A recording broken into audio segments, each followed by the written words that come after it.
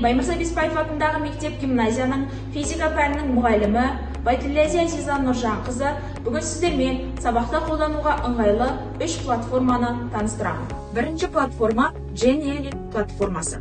Бұл платформа арқылы үй тапсырмасын қайталауға және де сабақты қызықты өткізуге қолдануға болады.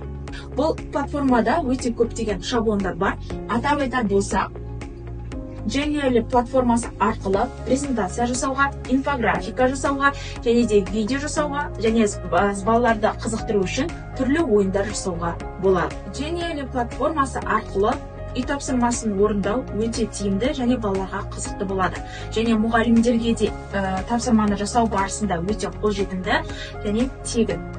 Қарап отырсаңыздар, бұл слайд ретінде жасасаңыздар болады. Барлық сұрақтарды енгізесіздер. Мына жерде барлық сөздерді өзгертуге болады. Әрбір слайдқа, мысалы, егер жауабы дұрыс болса, өте тамаша деген сияқты сөздер жазып қойсаңыздар болады. Енді келесі, мысалы, сұраққа назар аударсаңыздар, осы жерге өздеріңіздің сұрақтарыңызды қойып жазсаңыздар болады. Және де бірінші, екінші, үшінші бөліктерде бұлардың әртүрлі варианттарын жазу арқылы балалардың ой ұшқырлығын тексертуімізге болады. 7-ші сыныптың механикалық энергия тақырыбы бойынша ой құрастырған болатынмын. Ойынның басында баста батырмасын басады және де ортада сұрақ шығады. Бірінші сұрақ дененің жұмыс істеуге қабілеттілігінің өлшемі болып табылатын шама. Яғни бала ойланып сұраққа жауап береді. Дұрыс болса, өте тамаша деген жауап шығады. Оқушы қате жауапты белгілейтін болса, дұрыс емес деген жауап шығады. Бұл платформа арқылы оқушылармен қызықты сабақ өткізуге болады. Келесі платформа Quizzes платформасы. Quizzes платформасының бірінші ерекшелігі дайын тапсырмалардың болуы. Яғни біз дайын тақырып бойынша тапсырмаларды іздейтін болсақ, көптеген тапсырмалар алдымыздан шығады. Және де сабақты түсіндіруге арнайы слайдтарды көруімізге болады. Келесі ерекшелігі, бұл платформа арқылы әртүрлі тапсырмаларды көрсетуімізге болады. Бұл платформада өте көптеген шаблондар бар.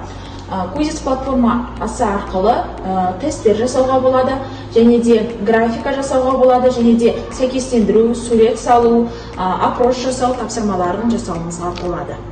Quizzes бағдарламасын мен күнделікті сабақта қолданамын.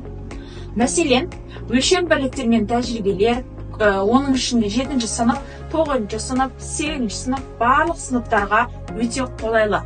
Мысалы, бірінші электр тогы, ток күші, кернеу тақырыбына келетін болсақ, осы тақырып арқылы қамтитын көптеген сұрақтарды жасаймын.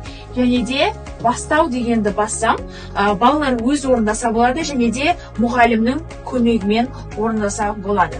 Осы арқылы кірген кезде жалғастыру дегенді басамыз. Балалардың қолындағы ұялы телефон арқылы кодты енгізу арқылы балалар тестті бастайды. Және де үй тапсырмасын қайталауға, сабақты қызықты өткізуге таптырмас құрал болып есептелінеді. Ең соңғы платформамыз Mentimeter платформасы. Бұл платформаны мен сабақты қорытындылау барысында қолданамын. Mentimeter платформасының мүмкіншіліктерін көрсететін болсам, бұл платформа арқылы әртүрлі сұрақтарды жауап беруімізге және де балалардан рефлексия жасауымызға болады. Сабақты қорытындылау барысында Mentimeter платформасы арқылы балалардың сабақты қаншалықты түсінгенін және түсінбегенін білуге болады. Қарап отырсаңыздар, бірінші нұсқасы барлығын түсіндім, екіншісі енді түсініп келемін, үшіншісі түсінбедім.